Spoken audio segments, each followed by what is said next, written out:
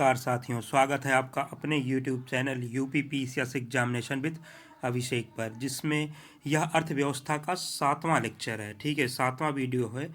इसके पहले के जो 6 वीडियो हैं उनका मैं जो है लिंक डिस्क्रिप्शन में दे दूंगा, वहाँ से जाके आप देख सकते हैं। ठीक है, इस वीडियो के अंतर्गत हम कर संरचना के संबंध के का अध्ययन करेंगे।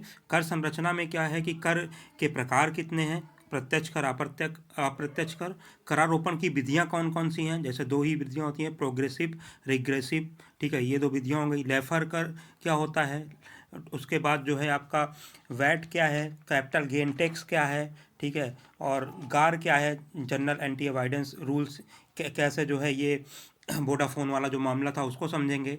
टैक्स इवेजन और टैक्स अवॉइडेंस को देखेंगे क्या होता है। फिर सेस और सरचार्ज में डिफरेंस को देखेंगे। फिर जीएसटी की चर्चा करेंगे जो सबसे महत्वपूर्ण है इस पूरे टॉपिक में।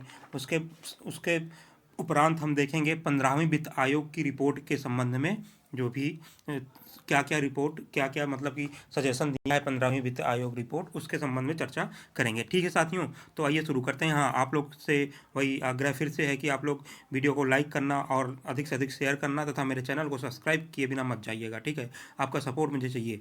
ठीक है, तो शुरू करते हैं। पहले कर संरचना क्या होता है। अब देखो, कर के अनिवार्य लक्षण क्या क्या होते हैं। कर क्या है, टैक्स। टैक्स और शुल्क मतलब फी और टैक्स में अंतर क्या होता है।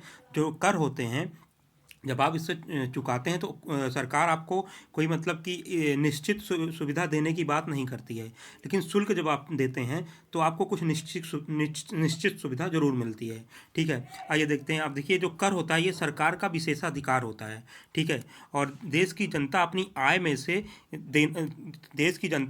में से देना पड़ता है, चाहे प्रत्यक्ष करो चाहे अप्रत्यक्ष करो। दोगे तो आप उसी से ना जो आपको आय हुई है।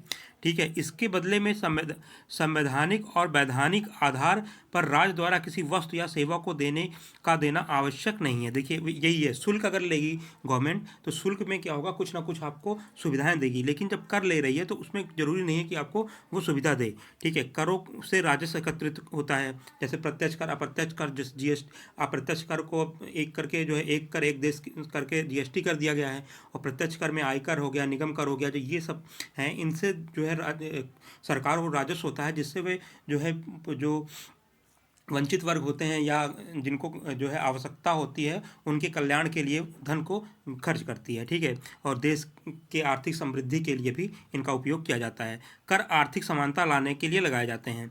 अब आर्थिक समानता कैसे लाएंगे कर। अब ठीक है, मान लीजिए किसी की आय बहुत ज़्यादा है, किसी की कम है, तो उन पे जो है अधिक कर लगा के जो है आय, और उन जो उससे जो है आय होगी, राजस्व होगा सरकार को, वो जो उनको जिनकी आय कम थी उन पे जो है उनको सुविधाएं प्रदान करके ये आर्थिक सामाजिक समानता लाने की कोशिश करती है गवर्नमेंट। ठीक है, करापात अब क्या होता है, तो वह बिंदु जहां कर लगता हुआ दिखता है वो करापात है। जैसे आयकर है, तो आयकर जो है जिस व्यक्ति पर लगेगा वही जो है करापात है। और दूसरा उदाहरण वैट का है, वैल्यू एडेड टैक्स में व्यापारी पर जो लगता है ये जो है करापात है। और कराघात हो जाएगा जो देगा। ठीक है, आइए देखते हैं प्रकार, कितने प्रकार के होते हैं कर। तो 2 प्रकार के होते हैं, प्रत्यक्ष और अप्रत्यक्ष। ठीक है, चलिए समझते हैं कि प्रत्यक्ष कर क्या होता है, अप्रत्यक्ष कर क्या होता है। देखिए, केंद्र सरकार द्वारा लगाए जाने वाले कर होते हैं प्रत्यक्ष कर और अप्रत्यक्ष कर। अब प्रत्यक्ष कर तो अभी वैसे का वैसे पूरा बचा हुआ है, लेकिन अप्रत्यक्ष कर में जितने भी कर थे उनको सबको एक करके जीएसटी कर दिया गया है। तो अभी हम समझेंगे। देखिए, क्या है प्रत्यक्ष कर, पहले प्रत्यक्ष कर को समझते हैं। ऐसा कर जिसमें करापात और कराघात दोनों एक ही बिंदु पर हो, अर्थात कहने का अर्थ है करापात और कराघात एक ही बिंदु पर हो रहा है। ठीक है, कहने का अर्थ है कि जिन लोगों पर लगाया जाता है उन्हें ही चुकाना पड़ता है। ठीक है, तो प्रत्यक्ष कर का क्या है कि जिस पे लगाया जाएगा उसे ही चुकाना पड़ेगा। ठीक है, कर का भार अन्य लोगों पर हस्तांतरित नहीं किया जा सकता है। जैसे अब इसके कौन कौन से इसके प्रत्यक्ष कर के अंतर्गत आते हैं, तो आयकर आता है, निगम कर आता है, मैट क्या होता है, जो छोटी कंपनियां होती हैं वो के मुनाफे पर लगता है, जिसमें वो क्या करते हैं कि टैक्स के विभिन्न प्रकार की कटौती का लाभ उठाते हुए ये कॉर्पोरेशन टैक्स से बच जो जाते हैं उन पे जो है मैट लगता है। ठीक है, संपत्ति कर हो गया, उपहार कर हो गया, ब्याज कर हो गया, और एक स्टेट ड्यूटी हो गया, कैपिटल गेन टैक्स हो गया। इसको हम आगे समझेंगे ये कैसे जो है लगता है, कैपिटल गेन टैक्स शेयर और ब्रांड जो आप खरीदते हैं उस पे लगता है, और मकान या रियल इस्टेट में भी ये टैक्स लगता है, प्रतिभूति लेन देन टैक्स, ठीक है, ये जो है प्रत्यक्ष कर हैं, ये जिस पे लगेंगे उसे ही देना पड़ेगा, ठीक है। कौन कौन से, जैसे आयकर हो गया, निगम कर हो गया, मैट हो गया, उपहार कर हो गया, संपत्ति कर हो गया, ठीक है, ब्याज कर, state duty, capital gain tax, ये जिस पे लग रहे हैं उसी को देना पड़ रहा है। मतलब कराघात और करापात जो है वो एक ही व्यक्ति पर है, एक ही बिंदु पर है। अब अप्रत्यक्ष कर को समझते हैं। करापात और कराघात दोनों अलग अलग बिंदुओं पर होते हैं। लगता किसी और पर है, चुकाता कोई और है। देखिए यहाँ क्या कह रहा है कि करापात जो है, अब जैसे जो वो होंगे, मैन्युफैक्चरर होंगे, उन पे टैक्स लगेगा, केंद्रीय उत्पाद शुल्क मान लीजिए, उत्पाद शुल्क लगा। और लेकिन जो हम उपभोक्ता हो गए ना, जब हम वस्तु को खरीदेंगे तो वो जुड़ के हमारे पास आएगा, तो उसका टैक्स हम देंगे, ठीक है। अब देखते हैं ये कौन कौन से अप्रत्यक्ष कर होते हैं। सेवा कर हो गए, पहले होते थे जो, जिनको सबमर्ज करके अब जीएसटी बना दिया गया है। सेवा कर हो गया, सीमा शुल्क हो गया जो आयातों पे लगता था, डब्ल्यूटीओ इसे आयात कर शुल्क कहता था। उद्देश्य क्या होता था ये सीमा शुल्क का, कि घरेलू उद्योगों का संरक्षण, ना कि राजस्व संग्रहण, ठीक है। केंद्रीय बिक्री शुल्क हो गया, केंद्रीय उत्पाद शुल्क हो गया, समाचार पत्र पर शुल्क हो गया। ये कर समानता वस्तुओं और सेवाओं पर लगते हैं, इसलिए इनका जो है भार निम्न वर्ग पर पड़ता है, जबकि इसके कारण इनकी आलोचना होती है। अब देखिए है क्या, मान लीजिए अंबानी है, ठीक है, जिनकी आय बहुत ज़्यादा है, और एक सामान्य नागरिक जैसे हम आप हैं, तो हमारी आय उनके तुलना में बहुत ही कम है, ठीक है। अगर अंबानी खरीदने जाते हैं टूथपेस्ट, मतलब एक जो है पतंजलि का टूथपेस्ट खरीदने जाते हैं, तो 20 रुपये का उनको भी मिलेगा, 20 को हमको भी मिलेगा। तो उसमें क्या है कि जो टैक्स होंगे, अप्रत्यक्ष कर जो मान लीजिए 5 रुपये टैक्स था, तो अंबानी को भी 5 ही देना पड़ेगा और हमको भी 5 देना पड़ेगा। लेकिन जब प्रत्यक्ष कर में आप देखेंगे, तो अगर अंबानी की जो इनकम है उसके उस पर जो है टैक्स स्लैब होता है ना, कि आपकी इनकम 10 लाख से अधिक है, या पहले जो 2.5 लाख से अधिक है तो बिल्कुल टैक्स नहीं लगेगा, 2.5 से 5 लाख है तो कुछ लगेगा, फिर 5 से 10 लाख है, 10 से, फिर ऐसे करके टैक्स स्लैब होता है जिसके अंतर्गत टैक्स लगता है। तो जो प्रत्यक्ष कर में क्या होगा कि वो बढ़ता जाएगा टैक्स स्लैब, जैसे जैसे ऊपर इनकम आपकी जाती जाएगी बढ़ता जाएगा। लेकिन अप्रत्यक्ष कर में देखिए दोनों लोग पर सेम ही कर लग रहा है, तो इससे जो है इसको जो है वो माना जाता है, थोड़ा इसकी आलोचना होती है। अब राज्यों द्वारा कोई प्रमुख प्रत्यक्ष कर नहीं लगाया जाता है, परंतु जब भू राजस्व और कृषि की बात आती है तो उस पर जो है राज्य जो है कर लगा सकता है, ठीक है। आगे देखते हैं अब कौन कौन से अप्रत्यक्ष कर हैं जो राज्य लगाते हैं, ठीक है।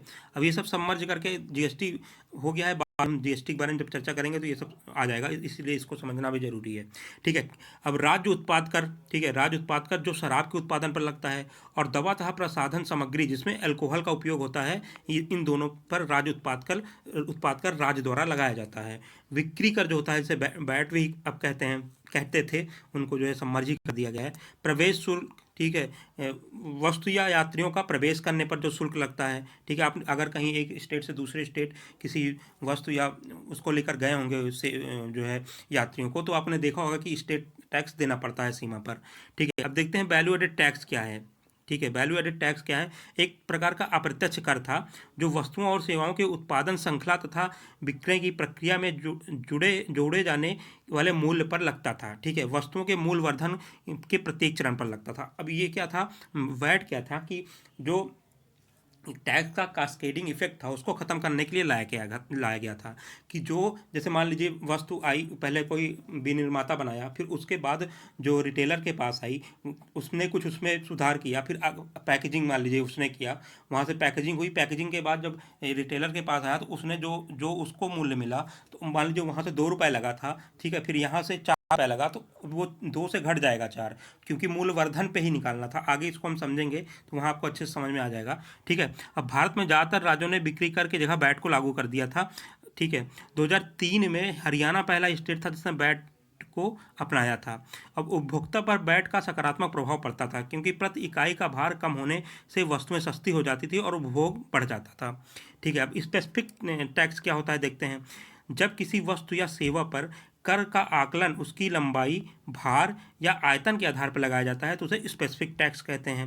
अब प्रोटेक्टिव टैक्स क्या होता है, संरक्षा कर, बाजार में किसी भी विशेष आर्थिक हित के संरक्षण के लिए लगाया जाने वाला कर जो है वो संरक्षा टैक्स है। मतलब किसी विशेष आर्थिक हित के लिए लगाया जाता है कि अब हम बाजार को क्या करेंगे, संरक्षित करेंगे अन्य बाजार से। ठीक है, आगे चलते हैं। अब ये जो है countervailing duty, anti dumping duty, ये इंपॉर्टेंट चीज़ है। ठीक है, इसको समझते हैं पहले। ठीक, देखिए पहले देख लेते हैं काउंटर वेलिंग ड्यूटी क्या होती है। या उन वस्तुओं पर अतिरिक्त सीमा शुल्क, देखिए अतिरिक्त सीमा शुल्क की बात कर रहा है। ठीक, सीमा शुल्क जो है उससे भी अतिरिक्त सीमा शुल्क के रूप में लगाया जाता है जिन पर उत्पाद को सरकार से सब्सिडी मिल रही है। ठीक, अब देखिए अभी हम समझेंगे इसको तो समझ में आ जाएगा। इसके चलते वस्तुएं कम कीमत पर बेचे जाने के कारण देसी उत्पादक का नुकसान हो रहा है। ठीक, अब देखिए एंटी डंपिंग ड्यूटी क्या होती है। पहले डंपिंग समझते हैं क्या होता है। लागत को कम कीमत पर किसी वस्तु या सेवा को बेचना ताकि प्रतियोगी उत्पादकों के हित में नुकसान पहुंचा सके, डंपिंग कहते हैं। इसे अपराध माना जाता है। ठीक है, ऐसी वस्तुओं या सेवाओं पर लगने वाले अतिरिक्त सीमा शुल्क को एंटी डंपिंग ड्यूटी कहते हैं। अब देखिए डंपिंग क्या था। मान लीजिए चाइना में कोई उत्पादक कंपनी है स्टील की, जिसको सरकार जो है कुछ सब्सिडी दे रही है, और वहाँ पे जो स्टील से कुछ सामान बन रहा है उसका जो है कीमत जो है मान लीजिए 10 रुपये है। ठीक है, एक मतलब मोटा मोटा मान रहे हैं 10 रुपये है, और भारत में उसी मतलब सेम वस्तु की कीमत 12 रुपये है। तो अब जाहिर सी बात है अगर वो यहाँ ला के 10 रुपये में बेचेंगे तो उनका सामान ज़्यादा बिकेगा ना। लेकिन है क्या, असलियत क्या है कि सरकार ने उन्हें सब्सिडी दी है तभी उनका 10 का है। तो जब ये जो है डंप मतलब अब क्या करेंगे चाइना की सरकार क्या करेगी कि यहाँ पे इंडिया में उसको डंप करने की कोशिश करेंगे कि सारा माल इंडिया में भेजो, जल्दी बिक्री होगा, जिससे जो है इनका जो है माल खपत होगी। तो भारत क्या करेगा कि अपने जो स्वदेशी व्यापार है उसको संरक्षण देने के लिए एंटी डंपिंग टैक्स लगा देगा। उसमें क्या करेगा, कुछ सीमा शुल्क बढ़ा देगा कि जिससे कि जो है 12 रुपये हो जाए या उससे ज़्यादा हो जाए कि भारत के जो है उद्योग थे उनको संरक्षण मिले। ठीक है, तो यही काउंटर जब ये प्रक्रिया दोहराई जाती है, यही प्रक्रिया अपनाई जाती है, इसको काउंटर बेलिंग ड्यूटी कहते हैं कि अतिरिक्त सीमा शुल्क लगा के जो है जिस पे सब्सिडी मिल रही थी उससे जो है सरकार अपने देश के व्यापारों का संरक्षण करती है। ठीक है, अब डंपिंग के कारण क्या हो सकते हैं। अति उत्पादन को खपाना जैसे कि चाइना करता है। ठीक है, निम्न गुणवत्ता वाले माल दूसरे देशों में खपाना, दूसरे देशों के बाजार का अधिग्रहण। इससे देखिए क्या कर सकते हैं कि एकाधिकार भी बना सकते हैं। जैसे एक बार उन्होंने 10 रुपये में ढेर सारा माल पहुंचा दिया तो जो भारत की वही स्टील उत्पादक कंपनी होगी वो तो मतलब उसका उत्पादन तो उसका जब बिकेगा नहीं माल तो उसमें जो है वो धीरे धीरे बंद होने लगेगी। तो उसमें एकाधिकार किसका आ जाएगा, चाइना कंपनी का। तो इसी को रोकने के लिए जो है ये एंटी डंपिंग ड्यूटी लगाई जाती है। ठीक है, जिस देश में डंपिंग की जाती है उस देश के उद्योग पर प्रतिकूल प्रभाव पड़ता है। इसी को लेकर अभी विवाद हुआ था कुछ दिन पहले, अमेरिका चाइना इन सब का विवाद हुआ था, आपने पढ़ा होगा इस सब के बारे में। चलिए आगे देखते हैं। अब करारोपण की कौन कौन सी विधियां हैं इसको देखते हैं। तो 2 विधियां होती है, मेनली 2 विधियां होती है। तो एक है प्रोग्रेसिव टैक्स। ठीक है, प्रगामी या प्रगतिशील। इस प्रणाली में आय बढ़ने के साथ साथ कर की दर बढ़ जाती है। देखिए जैसे आय बढ़ती जाएगी कर की दर बढ़ती जाएगी, अर्थात अमीर लोगों पर ऊंची दर और कम आय वालों पर अमीर लोगों को ऊंची दर पर कर भुगतान करना पड़ेगा, जबकि कम आय वालों पर कम दर का भुगतान करना पड़ेगा। और इसके उदाहरण है आयकर जो है, जैसे आयकर में हमने बताया ना कि स्लैब होता है, टैक्स स्लैब होता है कि 5 लाख से कम है तो आपको 5%, 5 से 10 लाख है तो 10%, 10 से ज़्यादा लाख है तो 10 लाख से ज़्यादा है 20%, ऐसे करके टैक्स स्लैब होता है ना। तो उस हिसाब से देखिए जैसे जैसे आपकी इनकम बढ़ रही है वैसे वैसे आपका टैक्स का दर बढ़ता जा रहा है। और प्रत्यक्ष करों का प्रयोग किया जाता है मेनली ये प्रोग्रेसिव टैक्स में। अप्रत्यक्ष कर की तुलना में इन्हें अधिक श्रेष्ठ माना जाता है क्योंकि जो अमीर होते हैं उन पे अधिक कर का वो लग रहा है। तो इससे क्या हो रहा है कि आर्थिक समानता आ रही है ना, तो इसलिए ये अधिक जो है श्रेष्ठ माने जाते हैं जो अप्रत्यक्ष कर की तुलना में। अब देखिए प्रतिगामी होता है, रिग्रेसिव कौन से टैक्स होते हैं। इसमें कर की दर आय एवं मूल्य की वृद्धि के साथ घटती जाती है। ठीक है, अब जैसे ही आय और क्या होता है, कर की दर जो है आय या मूल्य के साथ साथ घटती जाती है। वस्तुओं एवं सेवाओं के मूल्य में समाहित हो जाने से अमीर और गरीब दोनों रूप से समान रूप से लगता है। जो अप्रत्यक्ष कर होता है जैसे केंद्रीय उत्पाद शुल्क हो गया, ये सब अब जैसे हमने टूथपेस्ट का जो अभी उदाहरण दिया था वही सेम इस पर लागू होगा कि अंबानी को भी वही 20 रुपये देने पड़ रहा था, 2 रुपये टैक्स देने पड़ रहा था हम, और जो सामान्य पर्सन है उसको भी 2 रुपये देना पड़ रहा था। तो इससे क्या हो रहा था कि कमजोर वर्ग पर अधिक भार पड़ रहा था, उसकी आय मतलब अगर अंबानी की आय का 2 रुपये निकालेंगे तो परसेंटेज बहुत कम आएगा, और जो मतलब किसी सामान्य पर्सन निकालेंगे तो उसका उनसे तो ज़्यादा ही आएगा ना, तो उस पर जो है भार अधिक पड़ जाता है। तीसरा क्या है, समानुपाती। इस प्रणाली में आय में परिवर्तन के साथ कर की दर में परिवर्तन नहीं होता है, अर्थात कर की दर एक समान बनी रहती है। यह फर्मों पर लगाया जाता है, ठीक है, ये जो है एक समान उसकी बनी रहती है कर की दर, और फार्मों पे लगाया जाता है। आइए अगला टॉपिक देखते हैं। हाँ, अब देखिए, प्रत्यक्ष कर अर्थव्यवस्था के संसाधन आवंटन की प्रक्रिया को प्रभावित नहीं करते हैं, ठीक है। अब देखिए, प्रत्यक्ष कर हैं वो जो है अर्थव्यवस्था के संसाधन आवंटन की प्रक्रिया को प्रभावित नहीं करते, जबकि अप्रत्यक्ष कर इस प्रक्रिया को प्रभावित करते हैं, क्योंकि अप्रत्यक्ष कर के कारण वस्तुओं की कीमत जब बढ़ जाती है तो उससे पब्लिक चॉइस बदल जाती है, ठीक है। अप्रत्यक्ष कर जो है संसाधनों के आवंटन की प्रक्रिया को प्रभावित नहीं करते हैं, जबकि अप्रत्यक्ष कर जो होते हैं वो जो है संसाधनों के आवंटन की संसाधनों के आवंटन की प्रक्रिया को प्रभावित करते हैं। कैसे कि अप्रत्यक्ष कर के कारण जब वस्तुओं का दाम बढ़ जाता है तो वस्तु जो है पब्लिक चॉइस होती है वो बदल जाती है, जैसे किसी और वस्तु की ओर। जैसे चाय और कॉफ़ी है, तो मान लीजिए चाय अभी सस्ती होती है इसलिए लोग चाय ज़्यादा पीते हैं, लेकिन कॉफ़ी और चाय का अगर सेम रेट हो जाए तो पब्लिक चॉइस चेंज हो जाएगी ना, कॉफ़ी पे ज़्यादा लोग जाएंगे, ठीक है। आगे चलते हैं, लेफर कर क्या होता है। अब ये इंपॉर्टेंट है, ये डायरेक्ट पीसीएस में पूछ लेता है कि लेफर कर किससे संबंधित है, ठीक है। लेफर कर क्या होता है, यह वक्र कर एवं प्राप्त राजस्व, देखिए, कर से प्राप्त राजस्व तथा कर से प्राप्त राजस्व की प्राप्ति और कर के दर के बीच संबंध दर्शाता है, ठीक है। इसमें क्या है कि कर के से प्राप्त राजस्व, कर से जो राजस्व की प्राप्त होती है और कर के दर के बीच संबंध दर्शाता है। इसमें कर की दर एक हद से ज़्यादा कम होने पर राजस्व में कमी आती है, और एक हद से ऊंची होने पर भी कर चोरी की प्रवृत्ति बढ़ जाती है। कर की दर ऐसे लेवल पर होनी चाहिए जिसमें कर अधिकतम हो। देखिए, अभी ये यहाँ पे मैप में दिखाया गया है, अभी इसको हम समझते हैं। देखिए, इधर जो है कर की दर है, ठीक, इधर कर की दर है, इधर राजस्व प्राप्ति है। अब देखिए, जैसे पहले क्या था कि कर की दर कम थी ना, कर की दर देखिए कम, तो कम राजस्व प्राप्त हो रहा था, फिर कर की दर थोड़ी बढ़ी, राजस्व बढ़ा, फिर कर की दर जब T3 पर आया तो मैक्सिमम जो है इनको राजस्व प्राप्त हुआ, लेकिन फिर जब कर की दर बढ़ने लगी तो फिर राजस्व कम होने लगा। तो यही कह रहा है कि कर की दर ऐसे लेवल पर होना चाहिए कि उन्हें अधिकतम जो है राजस्व प्राप्त हो जाए। अगर कर की दर बहुत ज़्यादा हो जाएगी तब भी लोग क्या करेंगे कि लोगों का मनोबल कम होगा, और लोग जो है ऊंची दर के कारण कर चोरी करने लगेंगे, ठीक है, तो उससे भी घटेगी। और अगर बहुत कम होगी तब भी जो है आपका जो है कर से जो इनकम होगी वो कम होगी। तो लेफर कर क्या है, कर से प्राप्त राजस्व और कर की दर के बीच संबंध को बताता है लेफर कर, ठीक है। गिनी गुणांक क्या है, गिनी गुणांक पूछा था पीसीएस 2019 में, तो असमानता बताता है, ठीक है, समाज में असमानता को बताता है, ठीक है। इससे ये सब देखते रहेंगे हम, आप अच्छे से कहीं नोट कर लीजिएगा। चलिए आगे देखते हैं। अब क्या है, 100% कर की छूट चंदा देने पर, कहाँ पे आपको चंदा देने पर 100% प्रत्यक्ष कर में छूट मिलती है।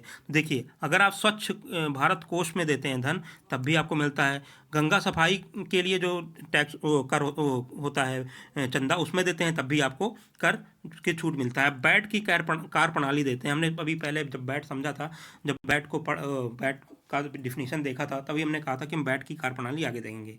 यह एक क्या है, या इसका मुख्य आधार इनपुट टैक्स क्रेडिट है, ठीक है, इनपुट टैक्स क्रेडिट है जिसमें आगतों पर लगे कर वापस लौटा दिए जाते हैं। अब देखिए कैसे काम करता है ये। मान लीजिए बैट 10% है, ठीक है, और चार उत्पादक केंद्र हैं जहाँ पे मतलब कि वस्तुएं जो है कुछ ना कुछ उसमें परिवर्तन किया जा रहा है, ठीक है। मान लीजिए ए है, बी है, सी है, डी है, ठीक है। अब कह रहा है ए पे अगर 40 रुपये था तो कितना 4 रुपये वैट दिया उसने, ठीक, 4 रुपये वैट दिया होगा इन्हें। बी पे 60% 60 था, तो 60 का जो है 10% 6 रुपये हो गया, ठीक है, 6 रुपये हो गया। और जो ये 4 रुपये इसने बैठ दिया था तो इससे घटा देंगे ना 6 रुपये से, क्योंकि ये भी तो 60 में जुड़ा होगा, तो यहाँ पे 2 रुपये फिर आ गया। फिर 80 रुपये मान लीजिए सी पे था तो इसमें 8 रुपये इसने बैठ दिया, और देखिए 6 रुपये तो बी ने ही दे दिया था ना, तो 6 रुपये जो इससे लेके घटा देंगे 2 रुपये फिर आ जाएगा। फिर डी में क्या हुआ, 100 रुपये का हुआ तो 10 रुपये वैट हुआ, तो इसमें अब 8 रुपये तो पहले ही सी ने दे दिया था ना, तो अब 8 रुपये इससे घटाएंगे 2 रुपये फिर आ जाएगा। तो टोटल कितना हो गया, देखिए मूलवर्धन जो हुआ उस पर टैक्स कितना लगा, 4 2 6, 6 2 8 2 10, तो 10 रुपये लगा, तो कंज्यूमर को कितना देना पड़ेगा? 110 रुपये देना पड़ेगा, तो 10 रुपये सरकार का इनकम हो जाएगा। यही था वैट का पूरा सिस्टम। ठीक है, आगे देखते हैं लाभ क्या था इससे।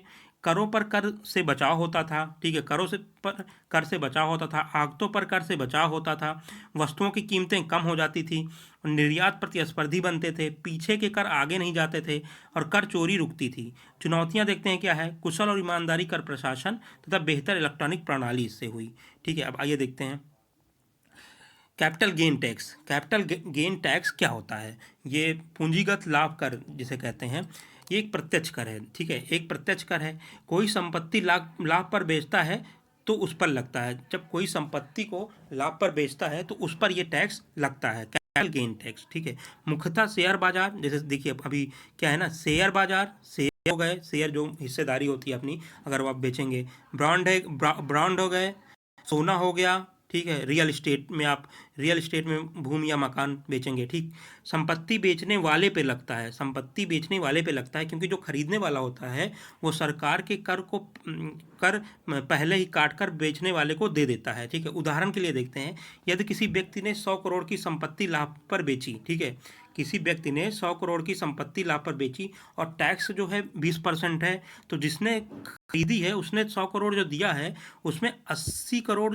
तो बेचने वाले को दिया, लेकिन 20 करोड़ रुपए जो कर भुगतान किया है। ठीक है, अब आगे देखते हैं, भारत द्वारा दोहरे कराधान समझौते को अपनाए जाने से टैक्स हेवन कंट्री, देखिए टैक्स हेवन कंट्री बार बार आप पेपर में पढ़ते होंगे, टैक्स हेवन कंट्री जैसे मॉरिशस हो गए, हांगकांग हो गए, जब आप पढ़ेंगे कि सबसे ज़्यादा निवेश जीडी एफडीआई कहाँ से आता है, तो अभी तो सिंगापुर हो गया, उसके पहले मॉरिशस था, मॉरिशस हांगकांग, तो इसी का फ़ायदा उठाते थे ये लोग, क्योंकि ये टैक्स हेवन कंट्रीज थी, तो यहाँ कैपिटल गेंस जो है टैक्स नहीं लगता था, तो इसी का फ़ायदा उठा के यहाँ से किया जाता था। ठीक है, जैसे देशों के निवेशक द्वारा देश में शेयर बाजार में प्राप्त किए गए पूंजीगत लाभ पर कोई कर नहीं लगेगा। मतलब ये टैक्स हेवन जो एक दोहरा कराधान समझौता किया गया था भारत द्वारा कुछ टैक्स हेवन कंट्री द्वारा, जैसे मॉरिशस थे, हांगकांग थे, तो उसमें कहा गया था कि उनके निवेशक अगर आके भारत के शेयर बाजार में पूंजी लगाएंगे तो पूंजीगत लाभ पर कोई ब्याज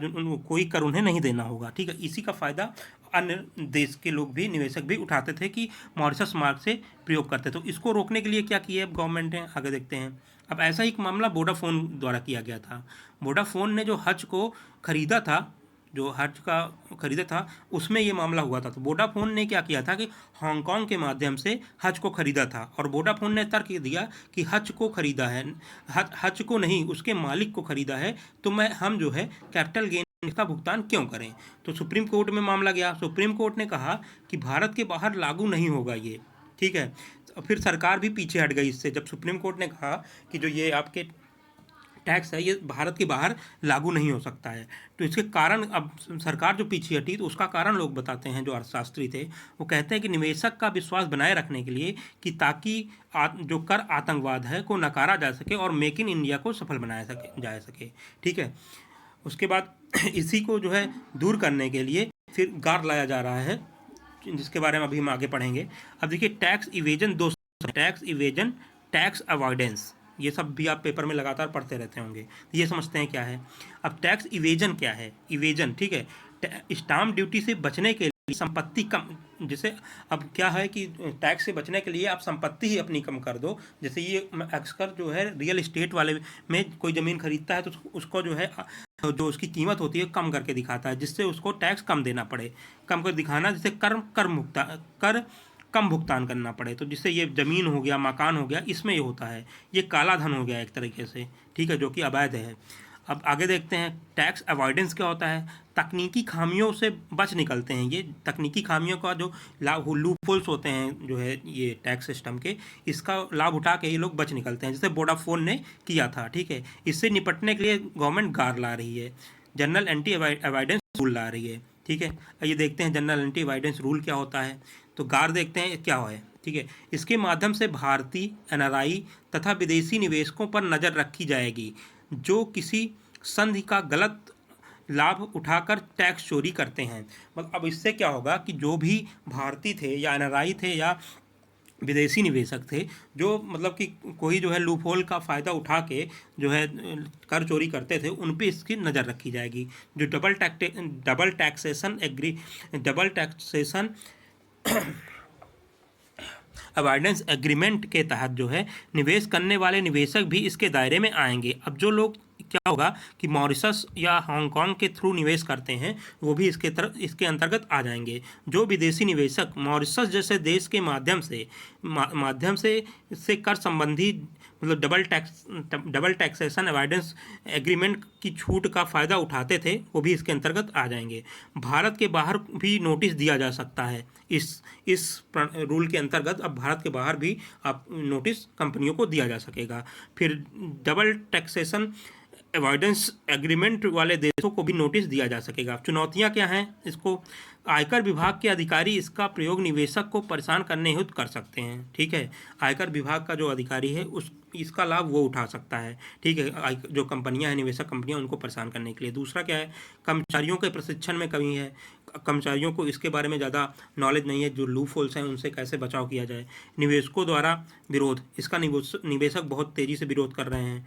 ठीक है, अब आगे देखते हैं सेस और सरचार्ज में क्या अंतर होता है। सेस और सरचार्ज में क्या अंतर होता है? 1 मिनट पानी पीने।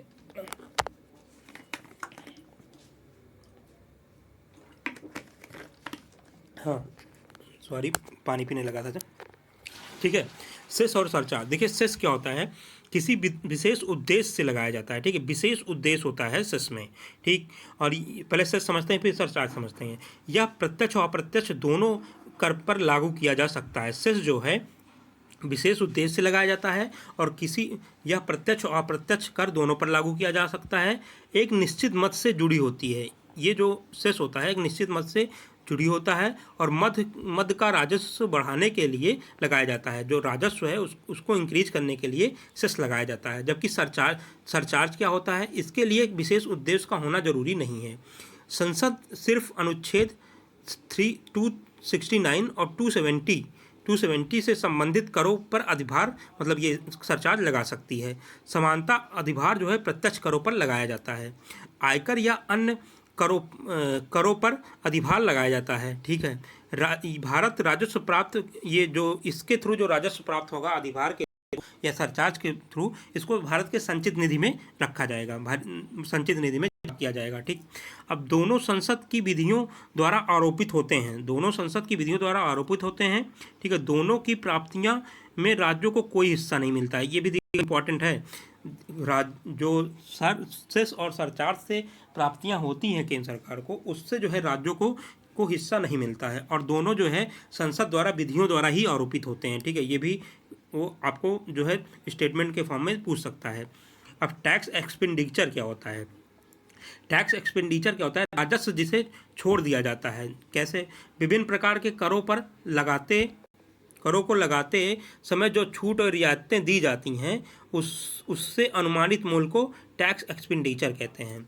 होता क्या है कि जो विभिन्न कर और जो टैक्स को लगाते समय कुछ छूट, जैसे कभी कभी दे देता है कि आप इतने तारीख से पहले अगर आप रिटर्न फाइल करेंगे तो आपको इतने % का छूट मिलेगा, या जैसे वो भी प्रमाण पत्र जो होता है, बचत प्रमाण पत्र हो गया, या जो इन सब का फ़ायदा मतलब इन सब का उपयोग करके लोग जो है बचत करते हैं, तो उसी का जो अनुमानित मूल्य होता है उसे ही टैक्स एक्सपेंडिचर कहते हैं। अब बहुत ही महत्वपूर्ण टॉपिक है जीएसटी। फिल्म्स के साथ साथ मेंस के लिए भी बहुत महत्वपूर्ण है। ठीक है, इसको आइए समझते हैं। तो चलिए, जीएसटी क्या है? जीएसटी अप्रत्यक्ष कर प्रणाली में अहम सुधार है। क्या है? अप्रत्यक्ष कर प्रणाली में अहम सुधार है। जो सभी प्रकार के अप्रत्यक्ष कर थे एक ही कर में समाहित कर दिए गए, जिसमें वैट, सेवा कर, उत्पाद शुल्क शामिल हैं। अब ये कब किया गया? 1 जुलाई 2017 से जीएसटी को लागू किया गया है 101वां संविधान संशोधन अधिनियम द्वारा, जिसमें अनुच्छेद 366 में इसकी परिभाषा दी हुई है। ठीक है, अब केंद्रीय स्तर पर कौन से कर को जो है जीएसटी में मर्ज किया गया है? राज्य स्तर पर कौन से कर को जीएसटी में मर्ज किया गया है? जो केंद्रीय स्तर पर कर को मर्ज किया गया उसे सीजीएसटी कहते हैं, और राज्य स्तर पर कर वसूला जाएगा उसे एसजीएसटी कहते हैं।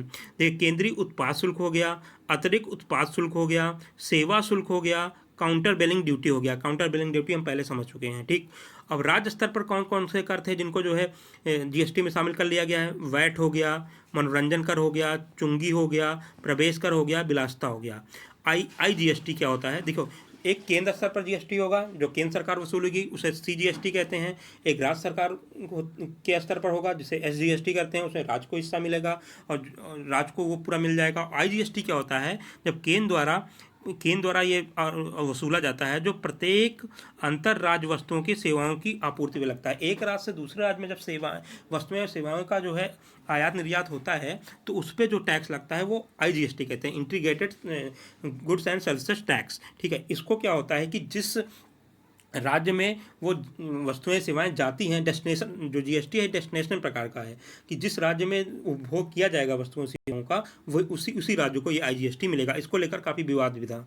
ठीक है, अब देखते हैं शराब को जीएसटी से बाहर रखा गया है। पेट्रोलियम उत्पाद, अल्कोहल, तंबाकू के बारे में जीएसटी परिषद निर्णय लेगी। आइए देखते हैं अब जीएसटी परिषद क्या है। ठीक है, जीएसटी जो है वो डेस्टिनेशन बेस्ड है। अभी हमने बताया ना, डेस्टिनेशन बेस्ड कहने का मतलब है कि जिसका अर्थ है कि अंतर्राज्यीय व्यापार में जिस राज्य में वस्तु का उपभोग होगा SGST उसी को प्राप्त होगा। ठीक है, जो IGST से कर आएगा वो उसी को प्राप्त होगा जहाँ पे उपभोग होगा। अब जीएसटी परिषद क्या है? ठीक है, एक संवैधानिक निकाय है। पहली बात तो संवैधानिक निकाय है, ये याद करना है। 101वां संविधान संशोधन द्वारा अनुच्छेद 279A में जीएसटी परिषद का प्रावधान किया गया है। एक संवैधानिक निकाय है। इसके सदस्य कौन कौन होते हैं? सभी राज्य के वित्त मंत्री और राज्य सरकार द्वारा निर्वाचित मंत्री। ठीक है, या केंद्र शासित प्रदेश हैं वहाँ पे जो दिल्ली, पौंडीचेरी, जम्मू, यहाँ के जो वित्त मंत्री होंगे वो भी इसके सदस्य होंगे। अध्यक्षता कौन करता है? केंद्रीय वित्त मंत्री इसकी अध्यक्षता करते हैं। ठीक है, संघीय निकाय, जो ये के संघीय निकाय इसको बोलते हैं क्योंकि केंद्र और राज्य दोनों का उचित प्रतिनिधित्व है इसमें। ठीक है, निर्णय क्या होता है? निर्णय लिया जाता है इसमें उपस्थित और मतदान देने वाले के 2/3 बहुमत से निर्णय लिया जाता है जीएसटी परिषद में। कार्य क्या है जीएसटी परिषद का? केंद्र, राज्य, स्थानीय निकायों द्वारा वसूले जाने वाले कर, उपहार और अधिशुल्क जिन्हें जीएसटी के अंतर्गत समाहित करना है, इसके बारे में यह निर्णय लेते हैं। ऐसी वस्तुएं या सेवाएं जिन्हें जीएसटी के अधीन या उससे छूट प्रदान की जाए, इसके बारे में ये निर्णय लेते हैं। वह सीमा रेखा जिसके नीचे वस्तु और सेवाओं के टर्नओवर को जीएसटी से छूट प्रदान की जाती है उसके बारे में भी निर्णय लेते हैं। अब कितने, अगर आपका टर्नओवर कितना है तो आपको जीएसटी देना होगा। अगर आपका टर्नओवर 20 लाख से अधिक है तब आपको जीएसटी देना होगा। ठीक है, आइए देखते हैं आप जीएसटी के लाभ क्या हैं। जीएसटी लागू होने से क्या हुआ है कि एक देश एक कर की जो अवधारणा थी, जो संकल्पना थी, वो पूरी हुई है। अब कश्मीर से कन्याकुमारी तक वस्तुओं सेवाओं की कीमत में एकरूपता आएगी और जिससे जीडीपी में वृद्धि होगी। ठीक है, दूसरा क्या है? अर्थव्यवस्था का औपचारीकरण हुआ है। देश में कर आधार का विस्तार तेजी से होगा अब। ठीक है, और तीसरा क्या है? व्यापक स्तर पर आंकड़ों का भंडारण नीति निर्माण में सहायक होगा। अब क्या होगा कि जब ये टैक्स जो सिस्टम है, जो जीएसटी आया है, तो इससे ऑनलाइन आपको जो है जीएसटीएन के थ्रू टैक्स रिटर्न फाइल करना होता है। ठीक है, तो उससे क्या होगा कि जो आंकड़े हमारे पास जो है ठोस आंकड़े आएंगे। ठीक है, जिससे नीति निर्माण में वो सहायता करेंगे और जिससे निर्यात में वृद्धि भी होगी। ठीक है, अब इंस्पेक्टर रूल्स को सूचना प्रौद्योगिकी से प्रतिस्थापित किया जाएगा। ठीक है, रिफंड सूचना प्रौद्योगिकी से ऑनलाइन प्रदान किया जाएगा और प्रशासनिक जटिलता जिससे कम आएंगी और कर प्रणाली में पारदर्शिता आएगा और उत्तरदायित्व सुनिश्चित होगा। ठीक है, चुनौतियाँ क्या है जीएसटी की?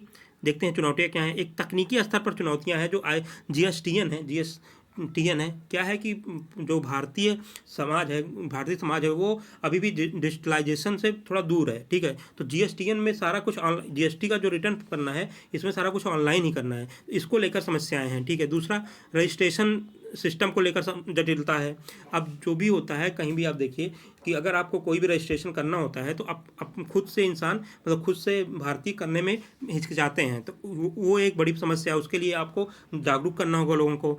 नई तरह की लेवी शुरू हो जाएगी। ठीक है, डिजिटलीकरण आधारित अर्थव्यवस्था होने पर अब यहाँ साइबर सुरक्षा की चिंता होगी कि अगर साइबर अटैक होता है तो डाटा लीक हो सकता है या जो है उससे मतलब कि इम्पॉर्टेंट डेटा की चोरी की जा सकती है। फिर उसके बाद जो है उसकी प्राप्ति के लिए पैसों की मांग की जा सकती है। छोटे व्यापारियों को असुविधा होगी।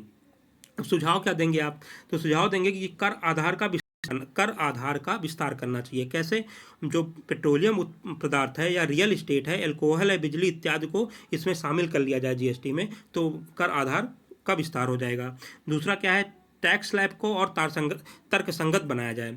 जो अभी क्या है, कई टैक्स स्लैब है, जैसे 0, 5%, 12%, 18%, 28%, ठीक है। तो इनको जो है हम सुझाव ये देंगे कि तीन दरें इसकी की जाएँ, ठीक है।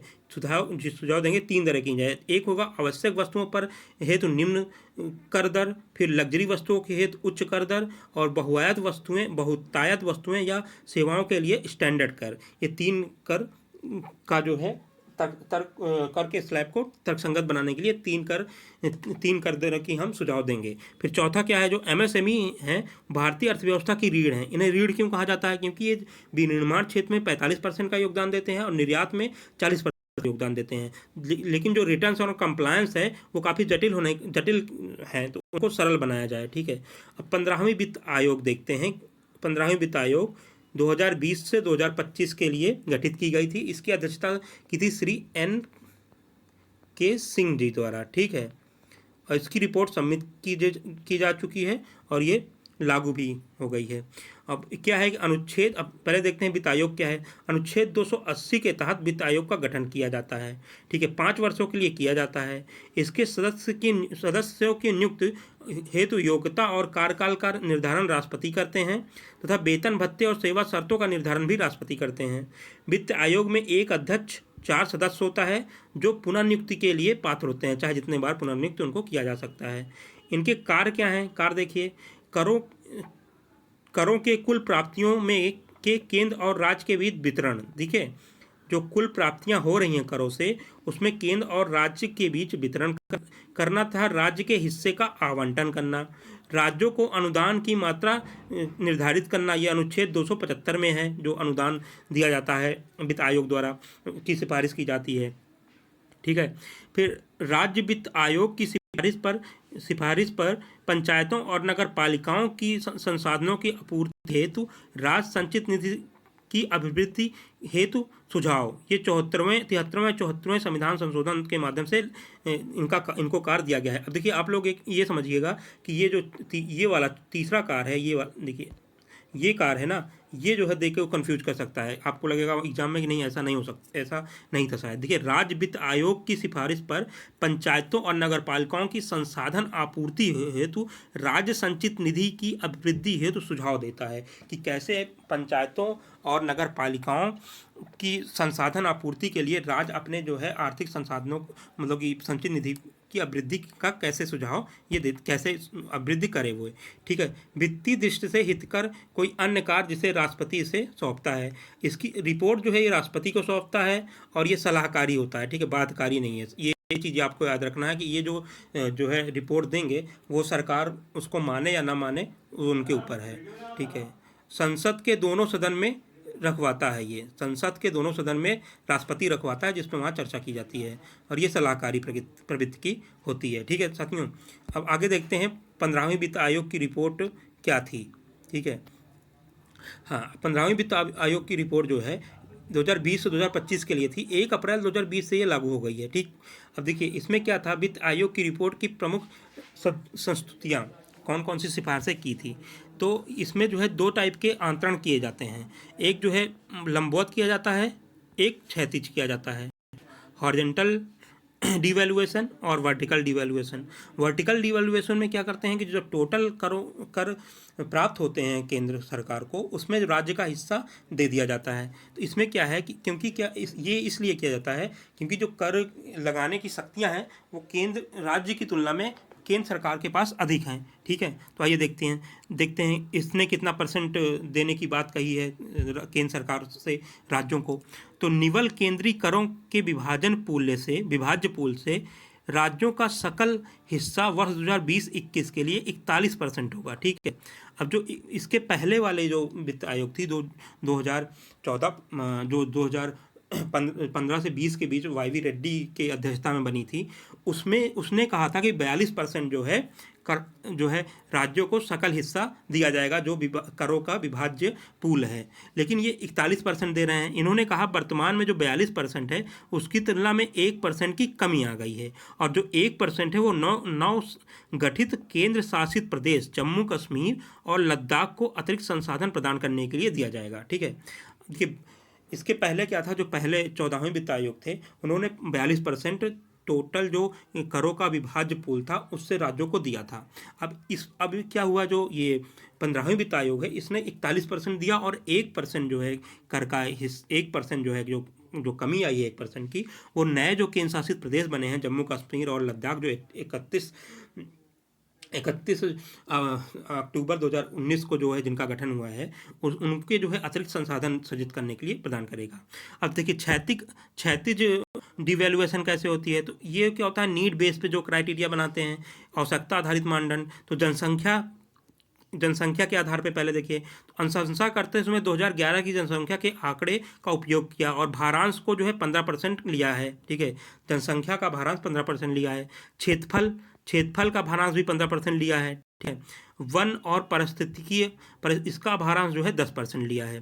फिर आइए क्षमता आधारित जो है मानदंड। ठीक है, क्षमता आधारित मानदंड, इसमें आय करते हैं, किसी राज्य की आय एवं उच्चतम आय वाले राज्यों की आय के मध्य अंतर आय अंतराल कहलाता है। देखिए, जो लंबवत था वो केंद्र राज्य में था कि केंद्र को कर लगाने का अधिक अधिकार था, इसलिए जो है उसको कितना जो है वो राज्यों को अधिक संसाधन दिया जाए, और जो क्षैतिज है वो जो राज्यों के बीच जो असमानता है उसको दूर करने के लिए है, और जो लंबवत राज्य के बीच जो असमानता है करों को उसको दूर करने के लिए है। ठीक है, तो अब देखिए आय अंतराल की, मान लीजिए गोवा है, गोवा की जो है जो प्रति व्यक्ति आय है वो ज़्यादा है। अभी हरियाणा का शायद ये लिए थे, हरियाणा का जो प्रति व्यक्ति आय का ये वो आधार माने थे। उससे फिर क्या करेंगे कि जो सारे देश की तुलना करेंगे, जिसका जितना कम रहेगा उसके आधार पे उसको वो जो है पैसे देने की बात करेंगे। ठीक है, इसको 45%, देखिए इसका जो है भारांश जो है 45% लिया गया है। फिर निष्पादन आधारित मानदंड, जैसे जनसांख्यिकी प्रदर्शन में क्या है, इसमें क्या है, कई राज्य विशेषकर दक्षिणी राज्यों ने जनसंख्या नियंत्रण में बेहतर प्रदर्शन किया है, करने के बावजूद कम अंतराल होने के कारण दंडित किए जाने की शिकायत कर रहे हैं। ठीक है, तो इसमें 2071 की गणना के आंकड़ों के अनुसार प्रत्येक राज्य को कुल जनन दर के व्युत्क्रम आधार कम TR से अधिक है, तो इसका भारांश लिया गया है 12.5 का। ठीक है, अब कर प्रयास टैक्स इफेक्ट, कर संग्रह की उच्च क्षमता वाले राज्यों को प्रोत्साहित किया जाएगा, जो मतलब कर अधिक संग्रहित करते हैं उनको जो है ज़्यादा जो है अनुदान देने की बात की जाएगी। ठीक है, अब देखिए सहायक अनुदान क्या होता है, ग्रांट इन एड क्या है, राजस्व घाटा अनुदान 2020-21 में 14 राज्यों के अंतरण के पश्चात 74,340 करोड़ रुपए कुल राजस्व घाटा होने का अनुमान है। ठीक है, स्थानीय निकायों का सशक्तिकरण के लिए क्या सुझाव दिया है इन्होंने कहा कि पंचायती राज के सभी स्तरों को अनुदान प्रदान किया जाएगा। ग्रामों एवं उपखंडों में संसाधनों के पारस्परिक उपभोग एवं सक्षम एवं टिकाऊ सामुदायिक परिसंपत्तियां तैयार की जाएंगी। 5वीं 6ठी अनुसूची के क्षेत्र में छावनी बोर्डों को अनुदान दिया जाएगा। सैनिटेशन या पेयजल सशर्त अनुदान दिया जाएगा। शहरी स्थानीय निकायों का हिस्सा मध्यम अवधि के दौरान धीरे धीरे बढ़ाकर 40% तक किया जाना है, प्रदूषण को नियंत्रित किया जाए जिससे। आपदा जोखिम प्रबंधन के लिए इन्होंने क्या सुझाव दिया है, देखिए समन निधि मिटिगेशन फंड इन्होंने दिया है। मिटिगेशन फंड आपदा राहत समन निधि के अंतर्गत दिया गया है। ठीक है, आगे देखते हैं राज्य आपदा समन निधि, केंद्र राज्य स्तर पर समन निधि स्थापित किया जाएगा। बृहद स्तर पर समन हस्तक्षेप जैसे तटीय दीवारों का निर्माण, बांध तटबंधों, सूखा क्षेत्रों के लचीलेपन के संसाधन के लक्ष्यों का नियमित विकास किया जाएगा। ठीक है, ओके साथियों, इसी के साथ जो है ये अर्थव्यवस्था का जो 7वां लेक्चर है ये कंप्लीट होता है।